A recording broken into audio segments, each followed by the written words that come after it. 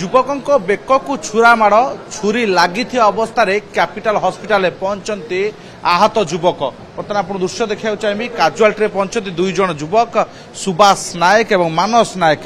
दुई जन को भरतपुर साई प्रसाद बस्ती किसी दुर्बृत्त छुरी आक्रमण करक्रमण समय दुई जन युवक आहत होती। उभय दुई जन बर्तमान कैपिटल हॉस्पिटल पहुंचती। सुभाष को बेक और कांधरे छुरा माड़ होता बेले मानस को बेकरे एबे भी छुरी पशि रही जहां बर्तमान कैपिटल हॉस्पिटल चिकित्सा आरंभ होती। कहुचे दुई गोष्ठी भितर पूर्वर शत्रुता रही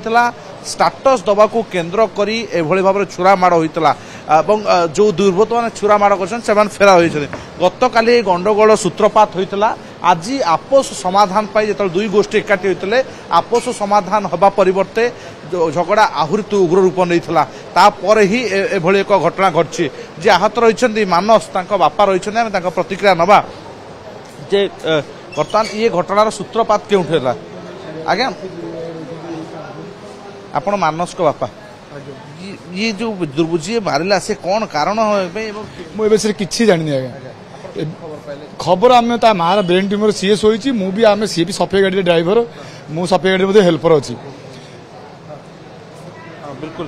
बापा बर्तमान जाऊँगी माँ डाक्तर डाकी बर्तमान भीतर को जाऊँगी काजुआलिटी किंतु जो चित्र ताको देखा बेस भयानक। आपण भाई पिला सांगसाथी मानस अच्छा बिल्कुल जी मानस रही सुभाष मानस को बेकरे माँ ये केते बड़े शुणिले आप कौन खबर पाइले? बापा मुझे जानी नहीं मु नाइट ड्यूटी करे 6 नंबर मुझे घरे शोई मुझे जानी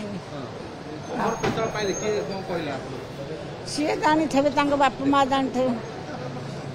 बाप माँ जानी थे मुझे जानी नहीं कि मु शोई थी मो बहुर भाई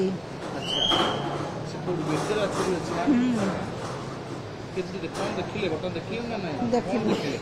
छुरी पूरा बेकर नागिकी रही आउ जन को मार दे कौन देखिए ना के काली होता कि आज के जाइला ए भरतपुर हाँ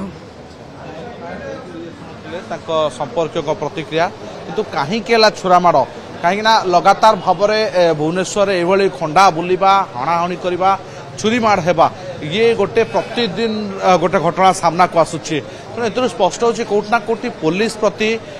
भय ना साधारण एवं अति निकट में भरतपुर देखते पुलिस उपड़ को आक्रमण है जितेबाला खंडा बुलिला भरतपुर लेन 5 रे जमी बद घर मालिकाना को नहीं खंडा बुलीला से समय जड़े आहत होते बड़ भाई और संपर्क ने मिसी सान भाई को आक्रमण करते खंडारे हाणी अभियुक्त मानक जो पुलिस थाना को नापी चेष्टा कला से साधारण लोकों आक्रोश शिकार हो पड़ा और पुलिस आहत हेले। तेणु एबे बर्तमान भरतपुर अंचल बेस अशांत परिवेश सृष्टि होचे भरतपुर रे कौन सी लोक हुए तो मत लगुना साधारण जे पुलिस प्रति भय रही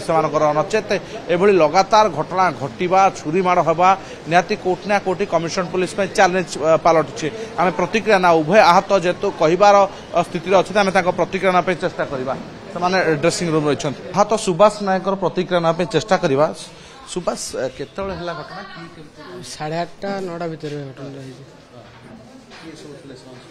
सब साई पिला थे आज्ञा अरुण किट्टू राजू ना आम जान नमु डाक कंप्रोमाइज करने आम बसलु से 2 जन मत धरदेले सी पिठे पुरे देले से मो मामू जी सेपट अच्छा मत आसले आज्ञा से मत छड़िया आसला सी बेकर पुरे देले से काली जुक्ति तर्क ये से जुक्ति तर्क आम भाई कहले तुम मिसिक रोच आ कहीं जुक्ति तर्क आस टे कथबार्ता हो बुझाणा करदे से राग था सी छुरी फुरी धरिक आसते आम जान आज्ञा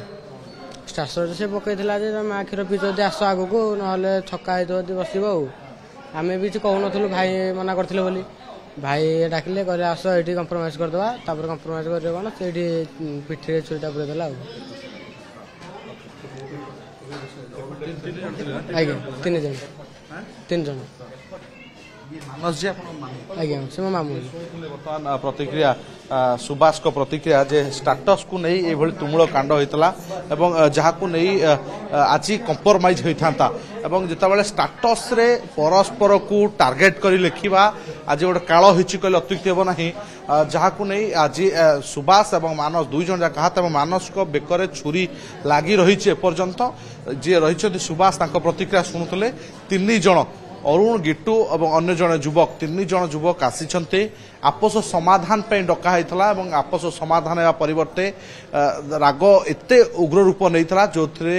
ସେମାନେ ଆକ୍ରୋଶମୂଳ ଭାବରେ ଛୁରୀ ମାଡ଼ କରିଥିଲେ ଏବଂ ଯେତେବେଳେ ତାଙ୍କ ମାମୁଁ ମାନସ ଯେତେବେଳେ ବଞ୍ଚେଇବାକୁ ଯାଇଥିଲେ ତାଙ୍କ ବେକରେ ମଧ୍ୟ